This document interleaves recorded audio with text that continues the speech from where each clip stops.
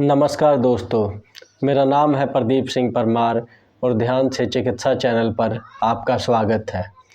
दोस्तों, आज हम बात करने जा रहे हैं जिन भी लोगों को बहुत ज़्यादा गैस की समस्या है, जिनको लगभग वर्षों से गैस की समस्या है, मतलब उनको बार बार गैस बन जाती है या लगातार गैस बनी रहती है।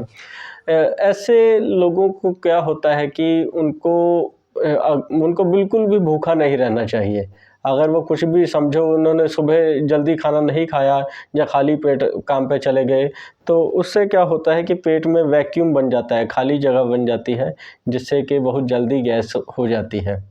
तो इस चीज़ का उनको ख़ास तौर पे ध्यान रखना है। जहाँ उन लोगों को भी गैस बहुत ज़्यादा बनती है, जो दिन में 2-3 बार या 4 बार शौच जाते हों, तो उसके क्या होता है कि हमने जो खाया पिया वो खाली हो गया पेट, अब जगह बन गई, तो फिर वो गैस की समस्या हो जाती है। तो इसका सबसे ज़्यादा ध्यान रखना है आपको कि पेट खाली ना रहे, आप कुछ ना कुछ खा लें, तो जिससे कि पेट में जगह ना बचे, तो आपको गैस की समस्या तब बहुत कम होगी।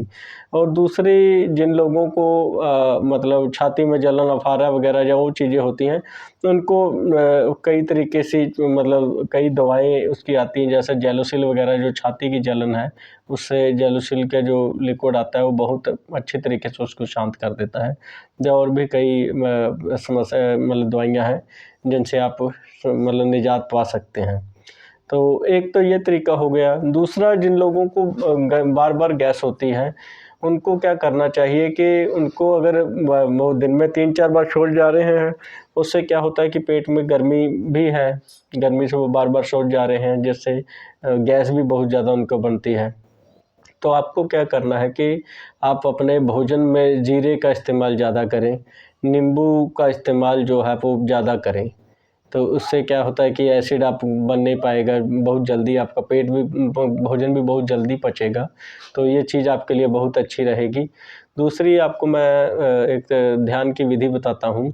आपको क्या करना है कि उठते, बैठते, सोते, जागते जब भी आपको समय लगे, तो आपको ये इंतज़ार करना है कि जो मेरी पेट की गैस है वो सारी निकल रही है बाहर। आपको इस चीज़ की अगर आप दृश्य बना सकें तो बहुत अच्छा है, और आप अगर दृश्य नहीं भी बना सके तो आप इंतज़ार करें कि पेट हमेशा के लिए जो है मतलब ठीक हो गया है। आपको ये इंतज़ार करना है कि 3 महीने, जब 1 महीने बाद ये हमेशा के लिए ठीक होने लग गया है, आपका बिल्कुल गैस नहीं आपको बन रही, तो और इससे बहुत आपको वो अशक्ति वृद्धि होगी। अगर आप लगातार करते रहें तो आपको बहुत फ़ायदा होगा। 3 महीने तक आप इसे लगातार करें। अगर तो आपको रोग ठीक हो गया फिर भी ठीक है, नहीं भी हुआ तो ये आने वाले समय में जो है वो अपने आप हो जाएगी। तो इसका आप पूरा ध्यान रखें। तो दूसरा तरीका मैं आपको बताता हूँ कि बहुत सारी मतलब अगर जिनको लगातार कोई ऐसी समस्या होती है, उनके मतलब स्वभाव में बहुत गर्मी बढ़ जाती है। स्वभाव में गर्मी, ज़िद, इन चीज़ों की वजह से भी उनका जो शरीर है, लीवर है, वो अंदर गर्मी पहले से ही होती है। लीवर का पूरा एक तंत्र ही जो है वो, अगर पेट पचा सही नहीं पा रहा तो तभी गैस बन रही है। तो आपको इस चीज़ का ध्यान रखना है कि आपको ज़िद, हठ, अहंकार बिल्कुल नहीं रखना। तो आप नम्रता रखें, विनम्रता रखें। तो आपको मैं इन चीज़ों को छोड़ने का तरीका भी आपको आगे बताऊँगा। अगर आपको कोई भी आदत आपके स्वभाव में बहुत गहरी चली गई है, ज़िद की आदत या अपने अहंकार की आदत, या अड़ने की समस्या, किसी बात पे अड़ने की समस्या बहुत ज़्यादा हो गई है, उनको भी मैं आपको आगे छोड़ने का तरीका बताऊँगा।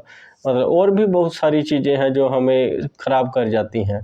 अब इसको हम बहुत लंबा हो जाएगा अगर हम विस्तार से बात करेंगे।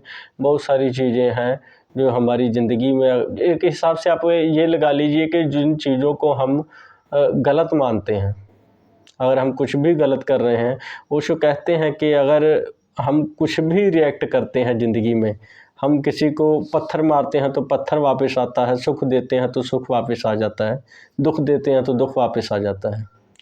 तो अगर आप किसी को मन में भी गाली देते हैं तो वो भी वापस आती है। आपको यकीन ना हो तो आप कुछ समय के लिए करके देख लीजिए। किसी को लगातार मन में गालियाँ दीजिए, आप हैरान रह जाएँगे कि उससे आपकी दुश्मनी हो गई। तो हर चीज़ का रिएक्ट होता है। हमारे स्वभाव में अगर जिद जाड़ और अहंकार हो जाए ज़्यादा, या हमारी वाणी में ज़्यादा कड़वापन आ जाए, उससे क्या होता है कि हम अपने आसपास के सारे लोगों को दुख पहुंचाते रहते हैं, अनजाने में पहुंचाते रहते हैं। तो जो दुख जो वापस आएगा ही आएगा किसी न किसी रूप में, फिर वो बीमारी के रूप में आ जाए तो क्या किया जा सकता है। इसलिए आपको जितना हो सके इन चीज़ों को छोड़ देना है। तो ओशो को पढ़ें ज़्यादा से ज़्यादा, बहुत सारी चीज़ें खुलती चली जाएंगी, क्योंकि अब ज्ञान का भंडार है ओशो जी, तो आपको ज़रूर उनको पढ़ें। तो बाकी आप इन चीज़ों को करिए, आपको वृद्धि होगी, आपको आपकी बीमारी से मुक्तियाँ मिलेंगी। धन्यवाद।